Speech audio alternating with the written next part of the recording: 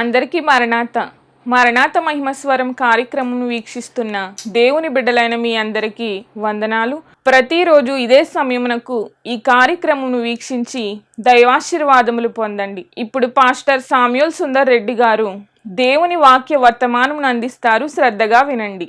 దేవునికి స్తోత్రం. అందరికీ మరణాత.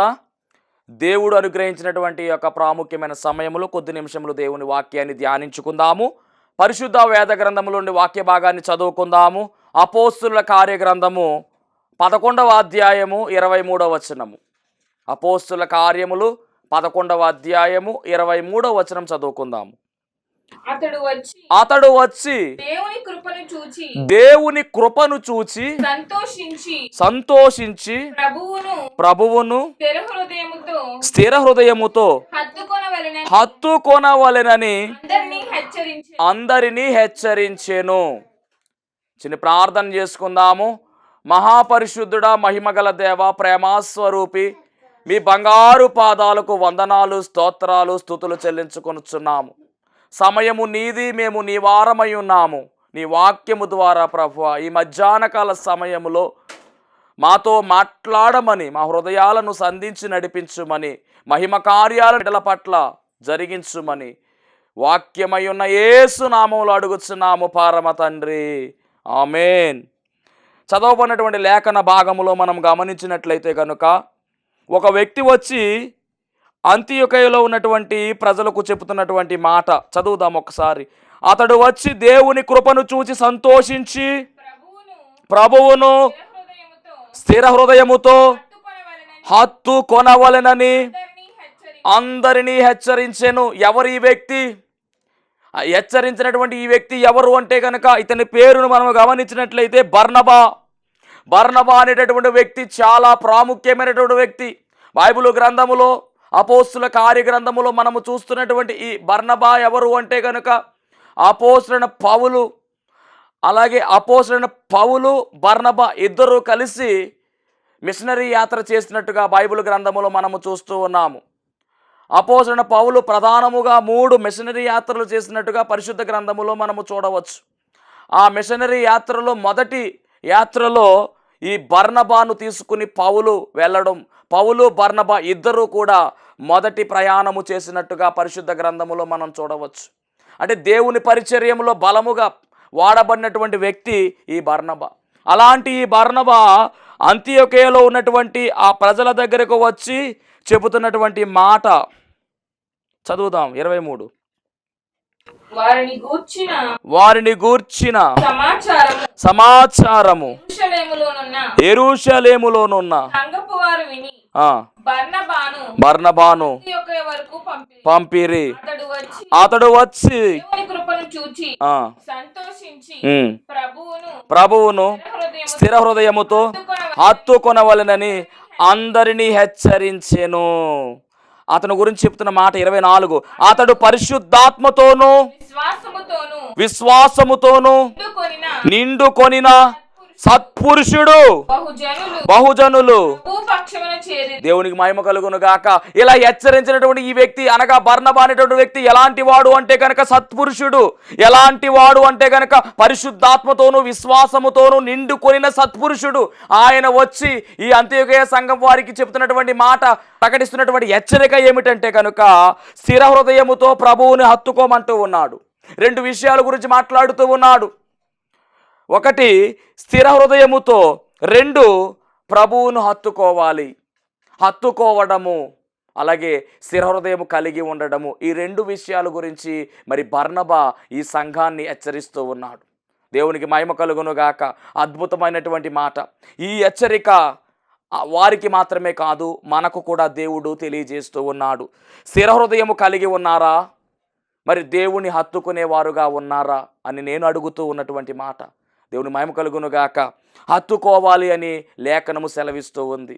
హత్తుకోవడం అంటే ఏమిటి అని మనం గమనించినట్లయితే హత్తుకోవడం అంటే అతుక్కుని పోవడం అనేటువంటి విషయమును మనం తెలుసుకోవాల్సిన వారమై ఉన్నాం. దేవుని మహిమ కలుగును గాక.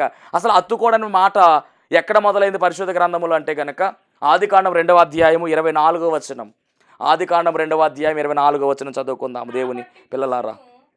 కాబట్టి పురుషుడు తన తండ్రిని తన తల్లిని విడిచి తన భార్యను హత్తుకొనును, వారు ఏక శరీరమయుందురు. అనగా దేవుడు చేసినటువంటి మొదటి వివాహములో, దేవుడు ఏర్పాటు చేసినటువంటి ఈ పరిశుద్ధ కార్యములో దేవుడు తెలియజేస్తున్నటువంటి మాట ఏమిటి అంటే గనుక, పురుషుడు తన తల్లిని తండ్రిని విడిచిపెట్టి తన భార్యను హత్తుకొనును, వారిరువురు కూడా ఏక శరీరం అవుతారు.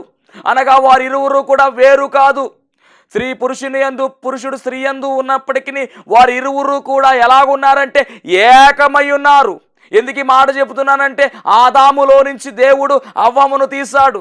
మరలా తీయబడినటువంటి ఆ అవ్వమ్మ అనగా ప్రక్కటెముకగా ఉన్నటువంటి ఆ అవ్వమ్మను ఇద్దరిని జత చేస్తే ఇద్దరు కూడా మరలా ఏమవుతున్నారంటే ఏక శరీరం అవుతూ ఉన్నారు. తీయబడినటువంటి ఈ ఎముక శరీరముగా మార్చబడింది. మరలా వారిద్దరిని కూడా వివాహం అనేటువంటి బంధముతో ఏకము చేస్తే వారిద్దరూ కూడా వేరు కాదు, ఏక శరీరంగా మారారు అని ప్రభువు చెబుతూ ఉన్నాడు. దీనిని హత్తుకోవడం అంటారు. ఇది మొదటి వివాహములో జరిగినటువంటి కార్యము. దేవుని మహిమ కలుగును గాక.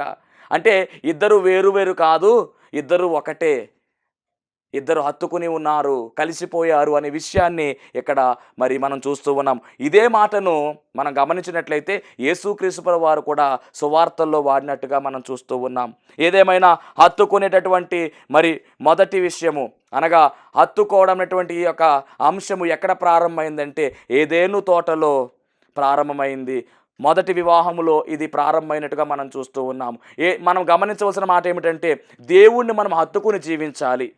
మరి హత్తుకోవాలంటే ఎలా ఉండాలంటే స్థిర హృదయం కలిగి ఉండాలి. ఈ రెండు విషయాలే ఈరోజు మన అంశంగా ముందుకు వెళుతున్నాయి. ఒకటి స్థిర హృదయం కలిగి, రెండు దేవుణ్ణి హత్తుకునే వారముగా జీవించాలి. ఇంకా బైబిల్ గ్రంథంలో వచనాలు చూద్దాము. ద్వితీయోపదేశకాండం 4వ అధ్యాయము 4వ వచనం చదువుకుందాము.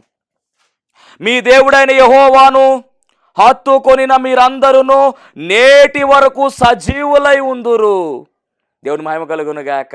అంటే ఎవరిని హత్తుకోవాలంటే దేవుణ్ణి హత్తుకోవాలంట. అలా హత్తుకున్నటువంటి వారు ఎలా ఉన్నారంటే సజీవులుగా ఉన్నారట. వాక్యం ఇట్టినటువంటి ప్రేమైన దేవుని పిల్లలారా, మరి దేవుణ్ణి హత్తుకునే వారుగా ఉన్నారా మీరు? మిమ్మల్ని ప్రభువు అడుగుతూ ఉన్నాడు. హత్తుకునే వారముగా మనం ఉండాలి. అలాగే ద్వితీయోపదేశకాండము 10వ అధ్యాయం 26వ వచనం చదువుకుందాం. 10:20. నీ దేవుడైన యెహోవాకు భయపడి ఆయనను సేవించి ఆయనను హత్తుకొని ఆయన నామమున, అది ఆయన ఏదేమైనా కానీ ఆయన హత్తుకొని మనం ఉండాలి. ఆయన నామమును ప్రమాణము చేసి జీవించాలి. ఇంకా ఆఖరిగా మనం గమనిస్తే కనుక అదే ద్వితీయోపదేశకాండం 30వ అధ్యాయము 20వ వచనం. చాలా వచనాలు ఉన్నాయి బైబిల్ గ్రంథంలో హత్తుకోవడం గురించి. 30వ అధ్యాయం 20వ వచనం. మీ పితరులైన అబ్రహాము, ఇస్సాకు, యాకోబులకు ఆయన ప్రమాణము చేసిన దేశములో మీరు నివసించున్నట్లు యెహోవాయే మీ ప్రాణమునకును మీ దీర్ఘాయుషునకును మూలమై ఉన్నాడు. కాబట్టి నీవును నీ సంతానమును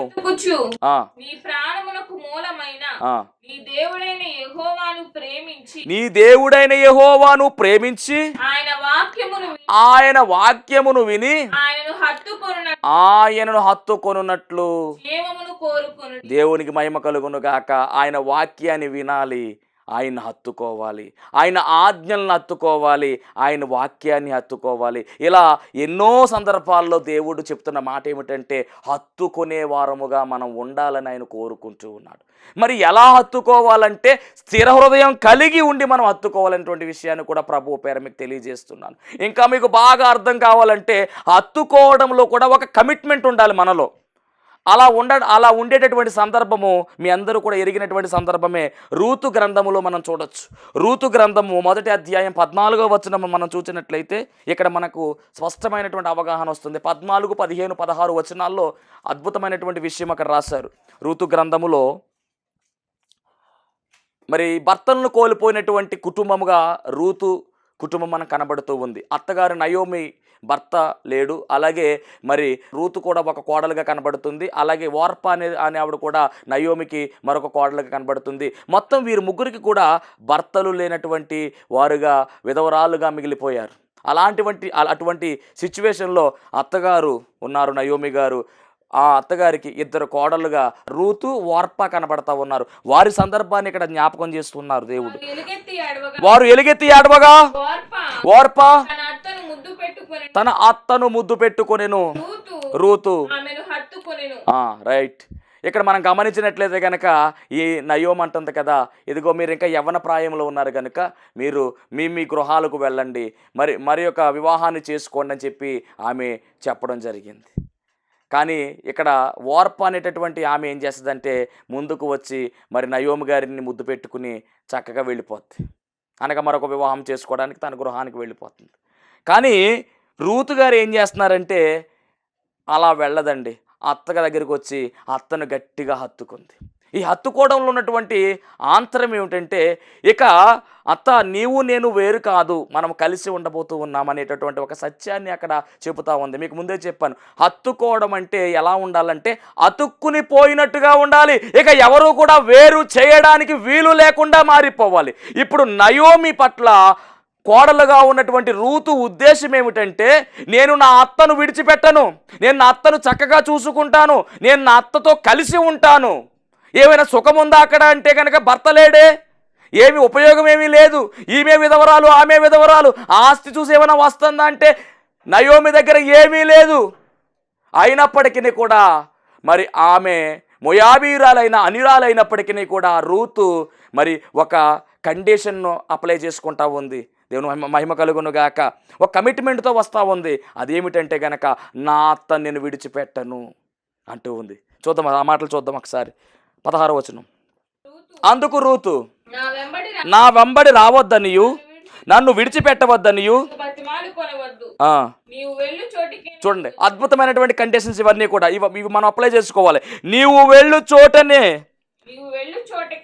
నేను వచ్చేదను, నీవు నివసించు చోటనే నేను నివసించేదను, నీ జనమే నా జనము, నీ దేవుడే నా దేవుడు. ఓకే, అక్కడనే పాతి పెట్టబడుదును, మరణము తప్ప మరి ఏదైనను నిన్ను నన్ను ప్రత్యేకించిన ఎడల యెహోవా నాకు. రైట్, ఎంత చక్కని మాట చెప్పిందండి. ఏదో డబ్బు ఆశించి కాదు, ఆస్తి ఉందని కాదు వచ్చేది, ఏమీ లేకపోయినా నా అత్తను నేను విడిచిపెట్టకూడదు అని అత్తగారి అనుకుంటుంది. నన్ను వెళ్ళిపోమన్నది చెప్పొద్దు, నువ్వు ఎక్కడుంటే అక్కడే ఉంటాను, నువ్వేం తింటే అదే తింటాను, నీ జనమే నా జనము, నీ బంధువులే నా బంధువులు, నీ దేవుడే నా దేవుడు, మరణము తప్ప ఏది కూడా మనల్ని విడదీయదు. ఎంత కమిట్మెంట్తో ఉందో గమనించారా? వాక్యం వింటున్నటువంటి దైవ జనాంగమా, మరి మీరు ఏ విధముగా జీవిస్తూ ఉన్నారు? అత్తగారులు ఉండొచ్చు, కోడలు ఉండొచ్చు, మరి ఏ విధంగా మీరు వెళుతూ ఉన్నారు? ప్రేమ కలిగి ఉన్నారా? గొడవలు కలిగి ఉన్నారా? శత్రుత్వం కలిగి ఉన్నారా? గమనించవలసిన వారమై ఉన్నాము. ఎందుకు అంటే కనుక యేసుక్రీస్తు ప్రభువారిని కలిగినటువంటి మనము కొన్ని విషయాల్లో మనము బైబిల్లో ఉన్నటువంటి వాక్యాలను అనుసరిస్తూ ముందుకు సాగవలసినటువంటి మనము కొన్ని విషయాల్లో మనము తప్పిదాలు చేస్తూ ఉన్నాం. రూతు నయోమిల చరిత్ర మనందరము బాగుగా ఎరిగిన వారమే. చక్కని అత్తాకోడలకు కనబడుతూ ఉన్నారు. కానీ వారి ప్రత్యేకత గమనించినట్లయితే కనుక నిజముగా వారి వలె మనము ఉండవలసిన వారమై ఉన్నాము. ఒక కోడలు చెప్తున్నటువంటి మాట ఏమిటంటే కనుక మరణము తప్ప నిన్ను నన్ను ఏది కూడా విడదీయదత్తా అని చెబుతూ ఉంది. నేటి కాలంలో ఉన్నటువంటి వారు ఎలా కోరుకుంటున్నారో మీరు బాగుగా ఎరిగి ఉన్నవారై ఉన్నారు. దేవుని మహిమ కలుగును గాక. కాబట్టి మరి పరిశుద్ధ గ్రంథంలో ఈ వచనం చూస్తూ ఉంటే రూతు ఒక కమిట్మెంట్తో ముందుకు వెళ్తూ ఉంది. అంటే ఆమె అత్తను ఎలా హత్తుకుందో చూసారా? హత్తుకోవడం అంటే శ్రమైన, కష్టమైన, నష్టమైన, బాధైన, బలహీనమైన, ఇబ్బంది అయినా విడిచిపెట్టకుండా వెంబడించాలి, వదలకుండా పట్టుకుని వెళ్ళాలి. దాన్ని ఏమన్నారంటే హత్తుకోవడం అన్నారు. ఇక్కడ ఈ వచనంలో రూతు వధువు సంఘాన్ని చూపిస్తూ ఉంది. వధువు సంఘముగా పిలువబడుతున్నటువంటి మనము వరుడైనటువంటి యేసుక్రీస్తు ప్రభువారిని హత్తుకుని జీవించవలసిన వారమై ఉన్నాము. శ్రమ వచ్చినా, కష్టం వచ్చినా, నష్టం వచ్చినా, బలహీనత వచ్చినా, బాధ వచ్చినా, వ్యాధి వచ్చినా, ఏది ఉన్నా ఏది లేకపోయినా వరుడైనటువంటి యేసుక్రీస్తు ప్రభువారిని అంటి పెట్టుకుని హత్తుకుని మనము జీవిస్తే గనక ఖచ్చితముగా పరలోక రాజ్యములోనికి చేరువైపోతాము. దేవునికి మహిమ కలుగును గాక. కాబట్టి ఈ రూతు ద్వారా మనకు కనబడుతున్నటువంటి మాట ఏమిటంటే కనుక ఈమె హత్తుకొని జీవించింది.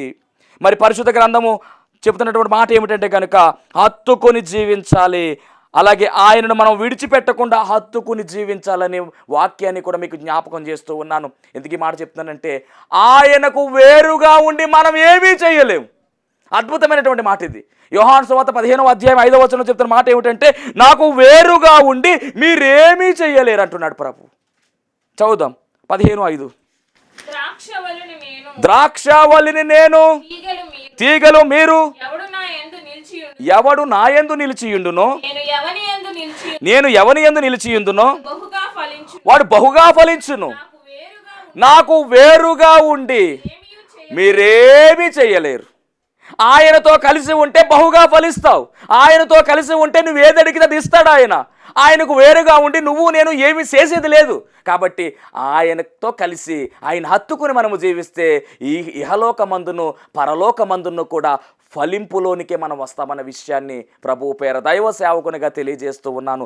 దేవునికి మహిమ కలుగును గాక. ఇప్పటి వరకు మనం చూసినటువంటి అంశాలు చూస్తే హత్తుకోవడం దగ్గరకు వచ్చాం మనం. కానీ ఎలా హత్తుకోమంటున్నాడు దేవుడు అంటే స్థిరమైన హృదయంతో హత్తుకోమంటున్నాడు. అదేంటండి పాస్టర్ గారు, హృదయము తెలుసు మాకు కానీ స్థిరమైన హృదయం ఏంటి అనేటటువంటి మరి ప్రశ్న మీలో వస్తున్నట్టు నాకు కనపడుతూ ఉంది. దేవుని మహిమ కలుగునుగాక. దీనికి కూడా నేను సమాధానం చెప్తాను. అంటే హృదయము ఎలాంటిది మనం గమనించాలి. హృదయము స్థిరంగా లేదంటే ఇంతకేని స్థిరమైన హృదయం కలిగి ఉండాలి. స్థిరమైన హృదయం గురించి మాట్లాడే కన్నా ముందు అసలు హృదయం గురించి పరిశుద్ధ గ్రంథం ఏం చెప్తుంది చూద్దాం. హృదయం గురించి ఇర్మియా గ్రంథము 17వ అధ్యాయము 9-10 వచనాలు చదువుదాం. హృదయము అన్నిటికంటే మోసకరమైనది, అది ఘోరమైన వ్యాధి కలది, దాని గ్రహింపగలవాడెవడు? ఒకని ప్రవర్తనను బట్టి వాని క్రియల ఫలము చెప్పున ప్రతికారము చేయుటకు యెహోవాను నేను హృదయమును. తేలిపోయిందండి. హృదయం ఎలాంటిదంటే మామూలుది కాదండి. హృదయం చాలా డేంజర్ అంటున్నాడు దేవుడు. అది మోసకరమైనదంట. అంటే మీ హృదయమే మిమ్మల్ని మోసం చేస్తుంది. మీ హృదయమే మోసకరముగా కనబడుతుంది. ఇంకా చెప్పాలంటే కనుక అది వ్యాధితో నిండిపోయిందంట. ఘోరమైన వ్యాధి, మామూలు వ్యాధి కాదు ఇది, ఘోరమైన వ్యాధి. మీ హృదయమే, మీ లోపల ఉన్నటువంటి హృదయమే ఒక వ్యాధితో కనబడుతూ ఉంది. ఏ వ్యాధి అంటే ఘోరమైన వ్యాధిక. ఆ ఘోరం ప్లేస్లో ఏదైనా రాసుకోవచ్చు. అదేంటండి మన హృదయమే కదా. అవును, మన హృదయమే. అందుకని వాక్యంలో దేవుడు చెప్తున్నాడు కదా, స్థిర హృదయం కలిగి ఉండండి. స్థిరమైన హృదయం కలిగి మీరు జీవించాలి. స్థిరమైన హృదయం మీరు కలిగి ముందుకు వెళ్ళాలి. స్థిరమైన హృదయం కలిగి దేవుణ్ణి హత్తుకోవాలి. మరి ఘోరమైనటువంటి వ్యాధి కలిగింది అని ఎలా తెలుస్తుంది అంటే కనుక, అది మోసకరమైనది ఎలా తెలుస్తుంది అంటే కనుక, దేవుడంట హృదయాన్ని పరిశోధన చేస్తున్నాడు. అందుకని ఆయన పై రూపాన్ని లక్ష్య పెట్టడు. ఆయన లక్ష్య పెట్టేది ఏమిటంటే కనుక నీ ఆంతరంగిక స్వభావాన్ని, అనగా నీ హృదయాన్ని ఆయన తేరి చూస్తూ ఉన్నాడు. ఆయన పరిశోధించే పరిశోధకుడు. శోధించేవాడు కాదు దేవుడు, పరిశోధించేవాడు, పరీక్షించేవాడు, పరిశీలించేవాడు. నీ హృదయం ఎలా ఉన్నదో, ఆ స్థాయి ఏమిటో, దేవుని పట్ల నీవు ఏ ఉద్దేశం కలిగి ఉన్నావో, దేవుని ఎంతగా ప్రేమిస్తున్నావో, దేవుని ఎంతగా సేవిస్తున్నావో, ఎలా ఆరాధిస్తున్నావో, పెదవులతో ఆరాధిస్తున్నావో, హృదయంతో ఆరాధిస్తున్నావో, ఇదంతా కూడా హృదయ పరిశోధకుడుగా పిలువబడుతున్నటువంటి ఆ దేవాది దేవుడు చూచుచున్నాడనే విషయాన్ని గమనించాలి. లోపల ఏమనుకుంటే నాకేంట్లే అని చాలామంది అనుకుంటా ఉంటారు. నీ ఎదుటి వారికి తెలియదేమో నువ్వేమనుకుంటున్నావో, కానీ నువ్వు అనుకుంటున్న ప్రతి మాట కూడా, నీ మనస్సులో నీ హృదయంలో అనుకుంటున్న ప్రతి మాట కూడా ఆయన వింటున్నాడు, చూస్తున్నాడు. లెక్క అప్పజెప్పవలసి ఉందన్న విషయాన్ని కూడా ప్రభు పేర మీకు తెలియజేస్తూ ఉన్నాను. ఏదేమైనప్పటికీ హృదయ పరిశోధకుడు యెహోవాయే అనేటటువంటి వాక్యము కూడా మనము చూస్తూ ఉన్నాము. అంటే మన హృదయం ఏ విధముగా ఉన్నదో అదంతా కూడా ఆయన పరిశోధన చేస్తూ ఉన్నాడు. ఇంకో మాట చదువుతాం. ప్రకటన గ్రంథము 2వ అధ్యాయము 23వ వచనం.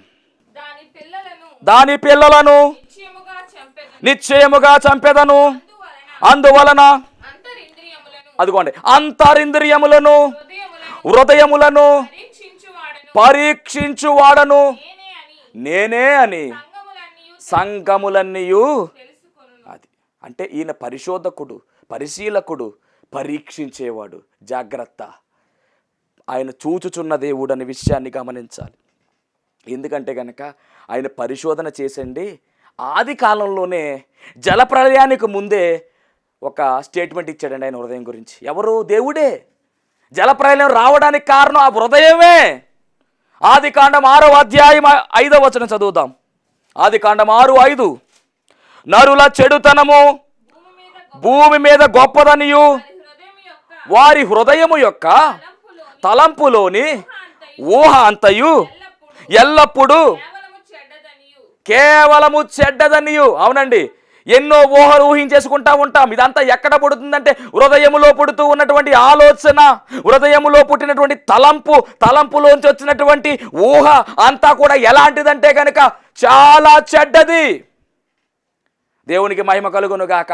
ఒక స్త్రీని మోహపు చూపుతో చూసిన అది కూడా వ్యభిచారమే అన్నాడు. ఇది ఎక్కడ పుడుతుందంటే హృదయములో పుడుతూ ఉంది. అందుకని హృదయమును చూస్తున్నాడు ఆయన, హృదయాన్ని పరిశీలన చేస్తున్నాడు, పరీక్ష చేస్తూ ఉన్నాడు. ఘోరమైన వ్యాధి కలిగిందని కూడా ఆయన డిక్లేర్ చేశాడు. అంత మాత్రమే కాదు, ఆది కాండంలో చెప్తున్నటువంటి మాట ఏమిటంటే కనుక ఈ యొక్క వచనం ప్రకారం చూస్తే కనుక వారి హృదయము యొక్క తలంపులోని ఊహ అంతయు ఎల్లప్పుడూ చెడ్డది. జలప్రళయం వచ్చిందండి.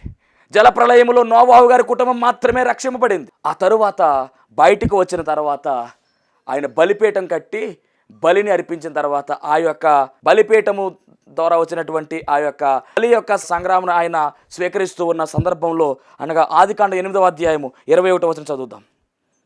ఆయన చెప్తున్న మాట 20వ వచనం చదువుదాం. అప్పుడు నోవాహు యెహోవాకు బలిపీఠము కట్టి పవిత్ర పశువులన్నిటిలోను కొన్ని తీసుకుని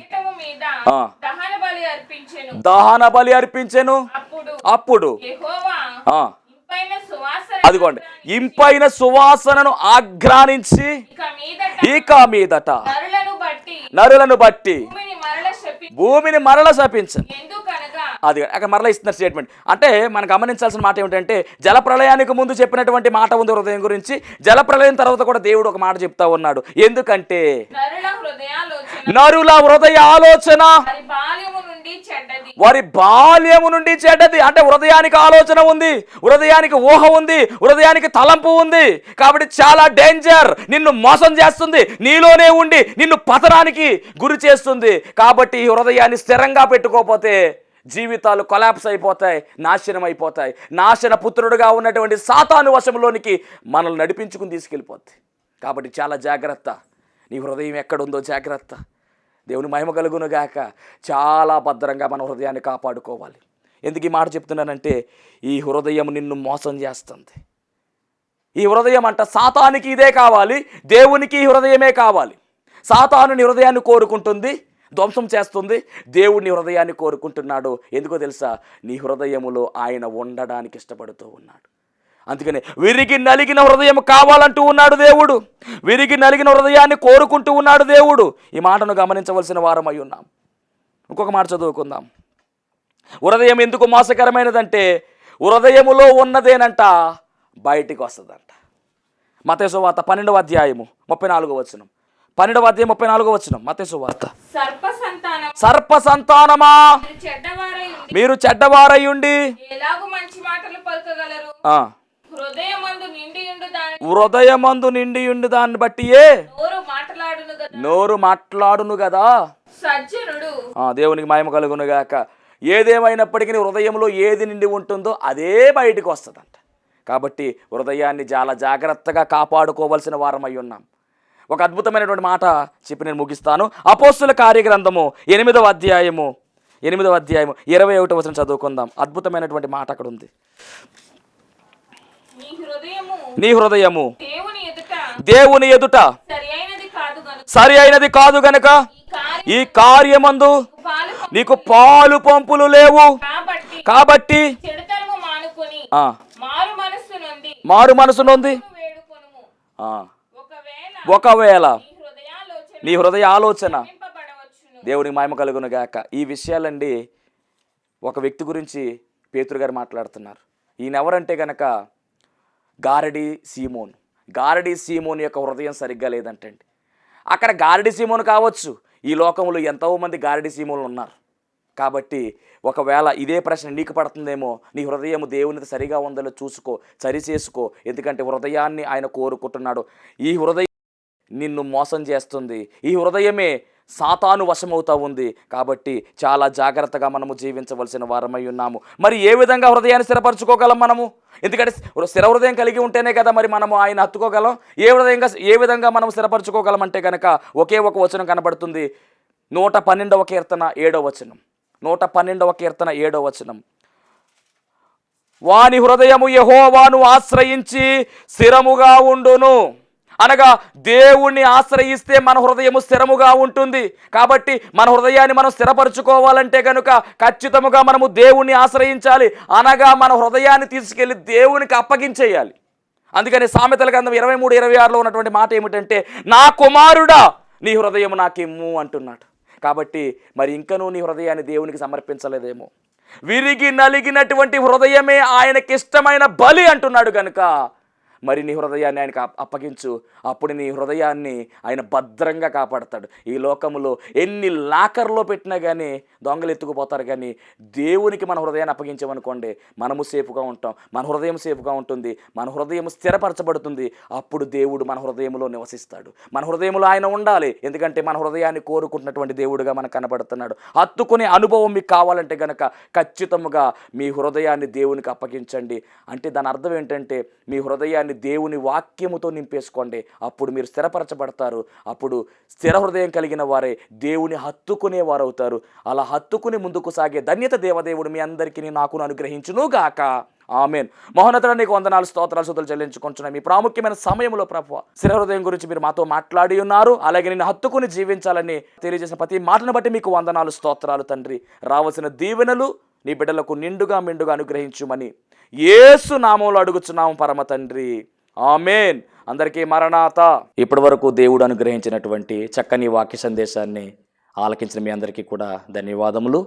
ఈ కార్యక్రమము మరి మీకు నచ్చినట్లయితే, ప్రభువు గనక మిమ్మల్ని ప్రేరేపించినట్లయితే కనుక ఖచ్చితముగా మరి ఈ కార్యక్రమానికి స్పాన్సర్ చేయవలసిందిగా ప్రభు పేరు తెలియజేస్తూ ఉన్నాము.